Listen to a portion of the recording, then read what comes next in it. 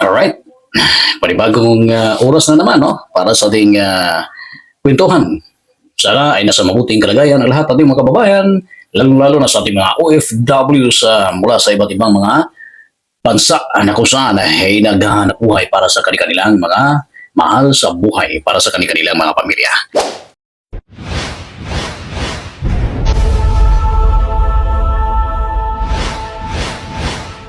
Ngayon guys, bago tayo papatuloy, no? Happy New Year sa lahat nating mga kababayan, sa lahat nating mga kapatid. 2025 na, no? Kung ano man yung mga kakulangan na ating hindi nagawa, hindi nakuha, ay sana ngayong taon, no? Karagdagang dalangin, no? At dasal mula sa ating may kapal at sikap din. Basta legal at wala tayong tinatabakan. Okay?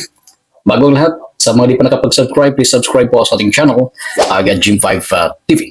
Ngayon, talaga naman, January, February, March, April, May, more or less 5 months, kasi first or second week of May, wala na. Second week, first week, I think second week, no?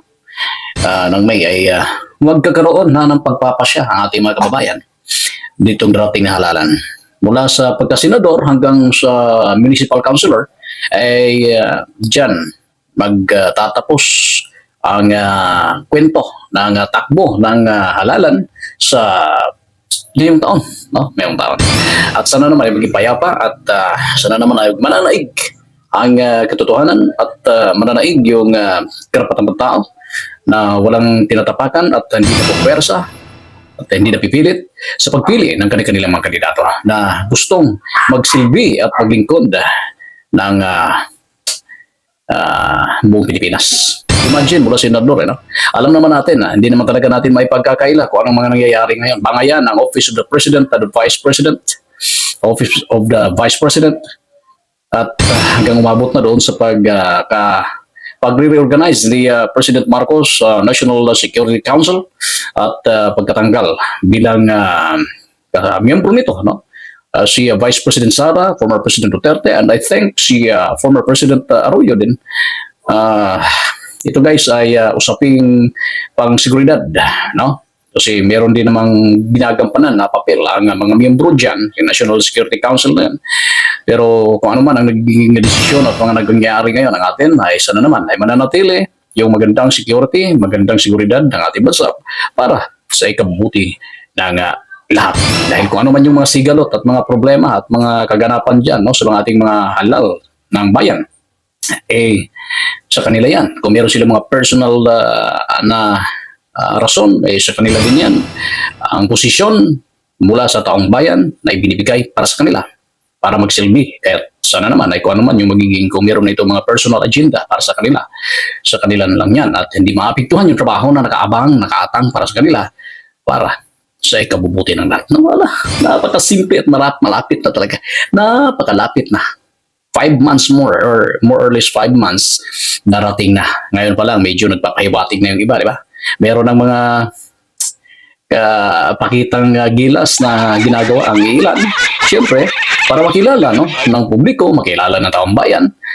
Meron ng umuugong ang mga pangalan dyan sa di ba? Alam naman natin. At meron ng mga nagpapakita ng kanilang mga mukha dyan sa mga kung saan-saan. Again, wala pang campaign period, kaya laging nandyan yung COMELEC, Commission on Elections, sana naman ay kumelos din at mas paigtingan pa nila yung kanilang presensya at opisina para mabantayan. Ito mga premature campaigning na nangyayari na kung saan ito ay maintindihan rin natin kung meron man, kasi meron ng mga pinagbabaklas, meron na tayong nakita nga, di ba? Na merong nagdikit na, naglagay na sa isang hindi naman common poster area, pero nawala rin naman dito sa amin. Nawala rin naman. Mukhang nahiya or nagkaroon ng kunting advice, no? Na huwag muna. Kasi hindi kasalanan ng politiko yan. Kasalanan minsan ng inuutosan na sila yung magdikit, sila yung di ba? Kaya andyan ang COMELEC para magpaalala at sila may karapatan din na magtanggal. At kung ano pa, yung mga usaping legal ukol dyan. Ngayon, dahil parating ng eleksyon, samot-saring mga black propaganda na normally magyayari yan kapag mga ganitong panahon, no? Lalong-lalo na kapag ikaw ay ah, winnable, no? Kapag ikaw ay malakas. Talaga naman ako. Ito kayang pangyayari, guys. Ito kayang issue about uh, Congressman Erwin Tolfo. Ano kaya ang masasabi niyo ukol rito? Pinagtitestahan yung kanyang identity, no? Lalong-lalo na yung pagiging undocumented worker niya sa Amerika, no? Yung pagiging TNT niya. Anyways, hindi rin naman niya ipinagkailayan, hindi rin naman niya itinago yan. At ito ay para sa ikabubuti ng kanyang pamilya. Ginawa niya yon noong mga panahon. No? At yun na nga, dahil malapit na, hindi kaya ito ay isang political motivated or may kaugnayan sa eleksyon dahil siya ay nagiging namamayagpag yung kanyang pangalan sa survey. Kalimitan, number 1, kung hindi ko nagkakamali. Sa mga surveys ngayon, I think nasa number 1, number 2 ang kanyang pangalan. So, siguro, kung ito ay isang politically motivated, guys, may kaugnayan dyan, no? Pero kung hindi naman, baka talagang issue ito na kung saan ay nangangailangan ng sapat na sagot mula sa kanya, no? At sa wakas, sinagot rin naman niya. At aminado si Kong Erwin Tolfo na ginawa niya na nun, no? Pero wala na ba siyang karapatan na tumakbo? Wala na ba siyang karapatan na magserbisyo sa bayan dahil nagiging ganon na nga ang takbo ng kanyang buhay noon? Wala naman siyang kaso. Wala naman siyang kung ano-anong mga illegal activities, mga illegal na mga ginagawa. At saka itong usapin na ito, bahala na, no? Kung ano ang magiging patutunguhan. Dahil ito ay tumatakbong senador, ang taong bayan na ang bahalang magpasya para dito, guys. Ito, paparinig natin yung part and parcel sa kanyang sagot, no? Ito ay, siyempre, kung nasa katotohanan tayo, kaya natapos pumutok ang usapin ng issue na yun ukol sa kanyang buhay, ukol sa kanyang pagkatao, meron din naman siyang pahayag, hindi naman siya nananahimik, gaya ng iba, na inilihis ang issue, inilihis ang sagot, at hindi nasagot yung issue na gumugulong sa kanilang pagkatao. Ito, paparinig natin, guys. Ito yung kanyang sagot, no? Ito ay sa panahon ng ano ba ito? Punto asintado. Right, ito. Kung pagiging Ayan, TNT ko ho, kung pagiging undocumented alien ko po, Ayan, no? bawal po ako magsilbi. Bawal na po ako magtrabaho sa ating bayan. Na ginawa ko lang naman ho yun para mapakain yung mga anak ko, para maitawid yung mga anak ko sa paghihirap. Kung kasalanan ho yun, sa tingin ho ninyo, then guilty po ako. Pero ito lang ho masasabi ko, wala po akong nilabag na batas dito sa... Inamin niya, no? Inamin rin naman niya. So, wala tayong karapatan na, para sa akin, no? Na husgahan at gagawa ng kung ano man na komentaryo na iba doon sa mga sagot niya. Ating bayan, wala po akong nilokong tao ni isang Pilipino. Maging sa Amerika nung nandoon po ako, wala po akong inistapa, wala po akong iniscam ng mga Pilipino, maging ng mga Amerikano. Wala po akong niloko. Yung nire-remit ko ho na pera dito ay galing po sa pagod at pawis ko, Bayalyo. Yan ho ang totoo. Kaya hindi po ako na... Yun. So, may punto rin naman, no? Si Erwin Tolfo, guys, ukol dyan. Kasi yun ang pagka-importante dyan, wala ka namang... wala ka namang ginawang, kumbaga, dapat ikahihiya, no? Wala ka namang ginagawang masama, no? Gaya ng iba na nangluluko ng kapwa. Di ba? At saka, proud na proud itong si Tolfo, no? At hindi niya ipinag-aila at talaga namang di siya nahihiya, no? Ukol dito. Ayan, no? Hindi po ipinangangalandakan ng mga mga undocumented alien, ng mga TNT. Pero hindi ko rin ikinahihiya, Bayalyo, na once upon a time, tag-TNT ako. Na once upon a time, illegal alien ako. Once upon a time, nagtrabaho ako na undocumented. Ayun, no? Yung ibang mga kababayan. Ayun. So, alam naman natin, no, na hindi lang naman siya ang meron niya na nakaranas ng mga ganyan, no?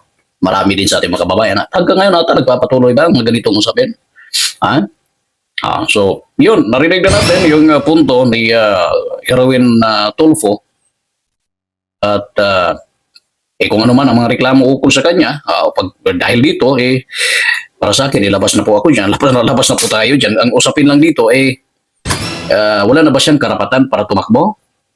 Kung susundin natin, guys, ang batas, nandiyan, nakasaad, no? Ukol sa pagiging politiko sa kahit anong posisyon o sa kung matatawag natin ikaw ay isang aspirant no, sa iba't ibang posisyon na nais mong takbuhan, hanggat maaari na ikaw ay walang hindi ka naging guilty sa iba't ibang kaso dito sa Pilipinas. Wala pa namang desisyon. Kung, kahit na yung iba, kahit na nakabinbin pa yung kaso, no? Si Kibuloy nga, di ba? Natuloy ba ang pagtakbo ni Kibuloy bilang senador? Habang nandyan siya ngayon sa kulungan? Di ba? Sino pa ba? Yung mga iba't ibang mga personalidad, iba't ibang mga politiko na kung saan ay mayroong mga nakabinbin na kaso, habang nandyan sa piitan, nakapag-file at nanalo pa ka. Ibig sabihin, wala kang nilabag na batas. Kung di ka pa naman guilty, kung during the promulgation of judgment, ikaw ay hatulan ng matatawag nating absuelto ka, no? Or di ka nagiging guilty or wala ka, hindi ka convicted. Abay, malaya po. Yan po yung ating pagkakaintindi. Malaya ang sino man na tumakbo at tatakbo. Di ba? Kaya itong pangyayari ito, bahala na, no? May bahala na, batas, bahala na. Kung may magreklamo, di bahala na kayo dyan. Kung mag-file kayo ng disqualification against kung kaya ba. Sino ba yun? Si Kibuloy, mukhang mayroon atang petisyon yun, di ba? Kung hindi ako nagkakamali. Para sa kanya pagtakbo, meron ata, kung meron akong narinig na merong reklamo ukol doon. Pero hindi naman tinaburan ng kumilit. No? Iwan ko lang sa mga oras na ito.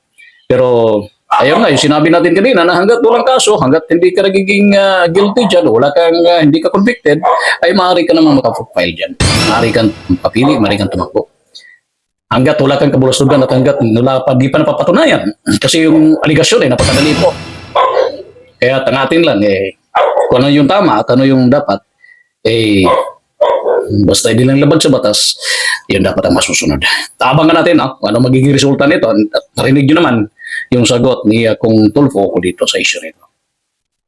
Malapit na, hanglalan, mag-ingat po tayo, mga kapatid, mga ka-Gym 5 sa pagpili kung sino-sino yung ating mga ihay pipiliin. Lalong-lalo na dyan sa Senado, nako po. Lalong-lalo na dyan sa Senado. At lalong-lalo na sa House of Representatives. Mga district representatives mula sa iba't ibang mga distrito sa buong Pilipinas, no? Sa ating buong Pilipinas, guys. Mag-ingat po tayo sa pagpili na ilagay doon sa Kongreso. Baka malay natin. Pagkamalay natin, pagkagising natin, wala. Ang lahat na ating mga nilagay doon. May kapayaman na pala. Pwede ba yung gano'n?